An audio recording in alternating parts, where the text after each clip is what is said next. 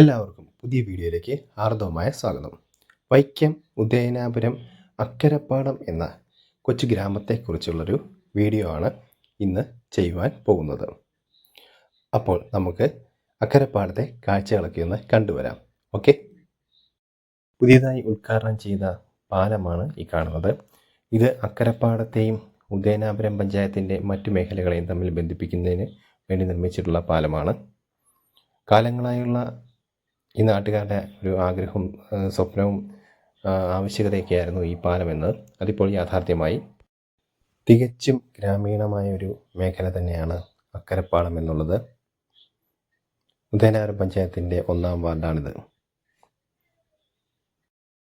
ഉദയനാപുരം പഞ്ചായത്തിൻ്റെ 1-ാം വാർഡായ അക്കരപ്പാടത്ത് പുതിയതായി ഒരു ടർഫ് സ്റ്റേഡിയം കൂടി വന്നു. അത് കുട്ടികൾക്കും അതുപോലെ തന്നെ മുതിർന്നവർക്കൊക്കെ വളരെ സന്തോഷകരമായൊരു കാര്യം തന്നെയാണ്. നല്ല മഴയുണ്ട്, എങ്കിലും കുട്ടികൾക്ക് ആഹ്ലാദത്തോടെ തന്നെ അവിടെ കളിക്കുകയാണ്. ഇത് ടർഫ് സ്റ്റേഡിയത്തിൻ്റെ ഉദ്ഘാടനം ചെയ്തതിൻ്റെ കാര്യങ്ങളൊക്കെയാണ് എഴുതി വച്ചിരിക്കുന്നത്. ഇത് ടർഫ് സ്റ്റേഡിയത്തിൻ്റെ ഉൾവശമാണ്. ചെറിയ ചാറ്റൽ മഴയുണ്ടെങ്കിലും ഇപ്പോഴും കുട്ടികളവിടെ കളിക്കുന്നുണ്ട്.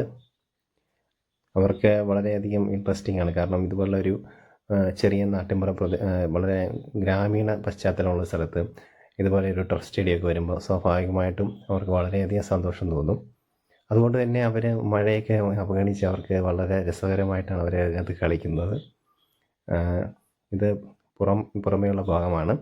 ടർഫ് സ്റ്റേഡിയത്തിൻ്റെ പുറത്തുള്ള പ്രദേശമാണ് ഈ കാണിക്കുന്നത്. ഇപ്പം മഴ പെയ്തുകൊണ്ടാണ് ഇവിടെ ഇങ്ങനെ ചെറിയ ചെളിയൊക്കെ ഉണ്ട് പുറത്ത്. ചിലപ്പോൾ അതിന് വേറെ എന്തെങ്കിലും അഡീഷണൽ കാര്യങ്ങൾ ചെയ്യുമായിരിക്കും.